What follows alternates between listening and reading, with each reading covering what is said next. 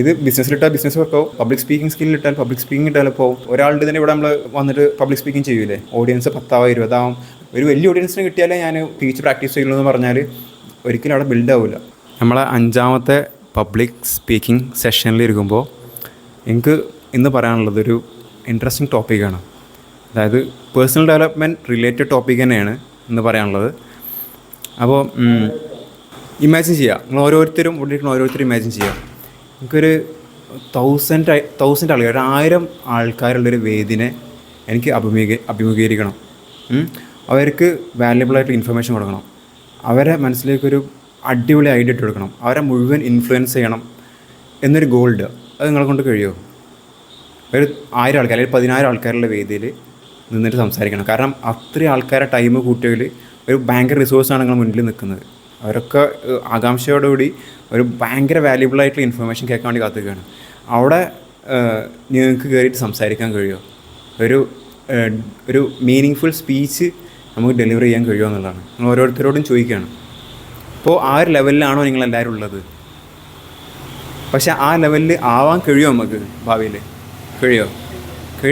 കഴിയുമെന്നുള്ള ഒരു complete confidence ഉള്ള എത്ര ആളുണ്ട്? ഭാവിയിൽ കഴിയും. പക്ഷേ അതൊരു ഹ്യൂജ് ടാസ്ക് ആയിട്ട് തോന്നുന്നുണ്ടോ? ഒരു ഹ്യൂജ് ടാസ്ക് ആയിട്ട് തോന്നുന്നുണ്ടോ? ഈ സ്പീച്ചിൽ ഞാൻ പറയാൻ പോകുന്നത് ഒരു കഥയാണ്. ആ കഥയിൽ 2 ആളുണ്ട്. രണ്ടാൾ ഗോൾഡ് മെഡലിന് വേണ്ടിയിട്ട് ട്രൈ ചെയ്തുകൊണ്ടിരിക്കുകയാണ്. അതായത് എനിക്കൊരു ഗോൾഡ് മെഡൽ മിന്നണമെന്ന് പറഞ്ഞിട്ട് 2 ആൾ ട്രൈ ചെയ്യണം. ഏതാണ് ആക്ടിവിറ്റി എന്ന് വെച്ചാൽ റണ്ണിങ് ആണ് ആക്ടിവിറ്റി. റണ്ണിങ്ങിൽ ഗോൾഡ് മെഡൽ 2 ആൾക്കും വേണം. അപ്പോൾ 2 ആൾക്കും ഓരോ സ്ട്രാറ്റജീസ് ഉണ്ട്. സ്ട്രാറ്റജി എന്താണെന്ന് വെച്ചാൽ ഈ ഭാഗത്ത് നിൽക്കുന്ന ഒരാൾ, ഞാൻ ലെഫ്റ്റും റൈറ്റുമാണ് പറയാൻ പോകുന്നത്. റൈറ്റ് ഭാഗത്ത് നിൽക്കുന്ന ആൾക്ക് ഒരു സ്ട്രാറ്റജി ഉണ്ട്. അതായത് എൻ്റെ മാക്സിമം കപ്പാസിറ്റി 10 റൗണ്ടാണ്. 10 റൗണ്ട് ഓടിക്കഴിഞ്ഞാൽ ഞാൻ എക്സോസ്റ്റഡ് ആവും, എൻ്റെ മസിൽ ഫൈബറൊക്കെ പൊട്ടിയിട്ട് ആകെ വയ്യാതാവും. അങ്ങനെ എക്സോസ്റ്റഡ് ആയാലേ ഞാൻ സാറ്റിസ്ഫൈഡ് ആവുള്ളൂ അന്നത്തെ ദിവസം എന്ന് മൈൻഡിൽ വെക്കുകയാണ്. കാരണം ഹാർഡ് വർക്ക് ചെയ്താലല്ലേ നമുക്ക് അവിടെ എത്താൻ കഴിയുള്ളൂ. പിന്നെ ഈ ഇടത്ത് ഭാഗത്തുള്ള ഒരാൾ ചിന്തിക്കണം എന്താ വെച്ചാൽ, എനിക്ക് 10 ഓടാൻ കഴിയില്ല, 10 ഞാൻ ഓടാൻ കഴിഞ്ഞാലും ഞാൻ ഓടൂല. പക്ഷേ ഒരു റൗണ്ട് ഓടിയാലാണ് ഒരു റൗണ്ടാണ് ഞാൻ ഓടുക, 10 റൗണ്ട് ഞാൻ ഓടുകയില്ല. അപ്പോൾ ഒരാൾ ഭയങ്കര ഹാർഡ് വർക്ക് ഇടാൻ തുടങ്ങി, ഇയാൾ ലേസിയാണെന്ന് തോന്നുന്നുണ്ട്, നമ്മൾ പറഞ്ഞു കേട്ടിട്ട് ലേസിയാണ്. അങ്ങനെ ഇവർ കണ്ടിന്യൂസ് ആയിട്ട് വർക്ക് ചെയ്യാൻ തുടങ്ങുകയാണ്. ഗോൾഡ് മെഡലിന് വേണ്ടിയിട്ടാണ് വർക്ക് ചെയ്യുന്നത്. അപ്പോൾ അവസാനം ഇതിൽ ജയിക്കാൻ ചാൻസ് ഉള്ള ആരാണ് ഗോൾഡ് മെഡൽ നേടാൻ ചാൻസ് ഉള്ളത്? 10 റൗണ്ട് ഒബ്വിയസ്ലി ഹാർഡ് വർക്ക് ചെയ്യുന്ന ഒരാളാണ് ഗോൾഡ് മെഡൽ നേടുക. പക്ഷേ ഇവിടെ ഗോൾഡ് മെഡൽ നേടിയത് ഇയാളാണ്. വൈ? എന്തുകൊണ്ട് ദിവസം ഒരു റൗണ്ട് മാത്രം ഓടുള്ളൂ എന്ന് പറഞ്ഞ ആൾ ഗോൾഡ് മെഡൽ നേടി എന്നുള്ളതാണ് എൻ്റെ ചോദ്യം. അപ്പോൾ ഈ കഥയിൽ സംഭവിച്ചെന്താണെന്ന് വെച്ചാൽ, ഇയാളിവിടെ അപ്ലൈ ചെയ്തത് ദി തിയറി ഓഫ് മിനിമം എഫേർട്ടാണ്. ഇയാൾ അപ്ലൈ ചെയ്തത് എക്സോസ്റ്റഡ് ആക്കുക, നമ്മളെ എബിലിറ്റിനെ പുഷ് ചെയ്ത് പോകാൻ നോക്കുക. ഇവിടെയാണ് അറ്റോമിക് ഹാബിറ്റ്സിൽ ഒരു ഹാബിറ്റ് ബിൽഡ് ചെയ്യാനുള്ള 4 ഫ്രെയിം വർക്കിൽ 3ാമത്തെ ഫ്രെയിം വർക്കായിട്ടുള്ള മേക്ക് ഇറ്റ് ഈസി എന്നുള്ള സ്ട്രാറ്റജി വർക്ക് ചെയ്യുക. അപ്പോൾ ഇയാൾ പറയുകയാണ് 10 റൗണ്ട് ഓടിയാലാണ് എനിക്ക് മസിൽ ഫൈബർ ഓടിക്കാൻ സാറ്റിസ്ഫൈഡ് ആവുള്ളൂ എന്ന് പറയാം. ഇയാൾ ഒരു റൗണ്ട് മിനിമം ഓടും. അത് ഒരു റൗണ്ട് ഓടിയാൽ ഞാൻ വളരെയധികം സന്തുഷ്ടനാണെന്ന് ഇയാൾ മനസ്സിൽ വിചാരിച്ചു. അങ്ങനെ ചിലപ്പോൾ 2 ആവാം, 3 ആവാം, 4 ആവാം. എത്ര ഓടിയാലും 1 ഓടിയാൽ സാറ്റിസ്ഫൈഡ് ആണ്. ഇയാൾ 10 ഓടിയാൽ സാറ്റിസ്ഫൈഡ് ആവുള്ളൂ. അപ്പോൾ ഇയാൾ തുടങ്ങാണ്. ആദ്യത്തെ ദിവസം 10 ഓടി. ഓക്കെ, ആദ്യത്തെ ദിവസം 10 ഓടിയിട്ട് എക്സോസ്റ്റഡായി, മസിൽ ഫൈബർ പൊട്ടി. അപ്പോൾ വേദന ഉണ്ടാവുമല്ലോ ഓട്ടോമാറ്റിക്കായിട്ട്. ഇയാൾ 1 ഓടിയത്. 1 ഓടിയപ്പോൾ ഇയാൾക്ക് മസിൽ ഫൈബറൊന്നും പൊട്ടിയില്ല. ഇയാൾ എക്സോസ്റ്റഡ് ആയില്ല. പിറ്റേ ദിവസം ഇയാൾക്ക് സുഖമായിട്ട് തുടങ്ങാൻ പറ്റും. ഇയാൾ 10 ഓടി, അതിൻ്റെ വേനയും കാര്യങ്ങളൊക്കെ ഉണ്ട്. പിന്നെ പിറ്റേ ദിവസം മൈൻഡൊക്കെ സെറ്റാക്കി പിന്നെയും ഓടാൻ ശ്രമിച്ചു. അപ്പോൾ ഓടി ഇങ്ങനെ പോവും.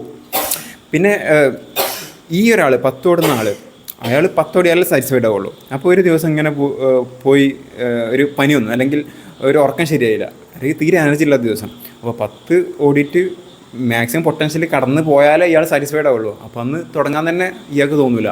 പക്ഷേ ഇയാളാണെന്നുണ്ടെങ്കിൽ ഒരു റൗണ്ട് ഓടുള്ളൂ. അപ്പോൾ ഒരു റൗണ്ട് ഓടിയാൽ സാറ്റിസ്ഫൈഡ് ആവും. പനി വന്നാലും ഈവൻ എനർജി തീരെ ഇല്ലെങ്കിലും ഒരു റൗണ്ട് എങ്ങനെയെങ്കിലും ഓടാനുള്ള ചാൻസ് വളരെ കൂടുതലാണ്. അപ്പോൾ അന്ന് ഗ്രൗണ്ടിലേക്ക് എത്താൻ ഇയാൾക്ക് ചാൻസ് കൂടുതലാണ്.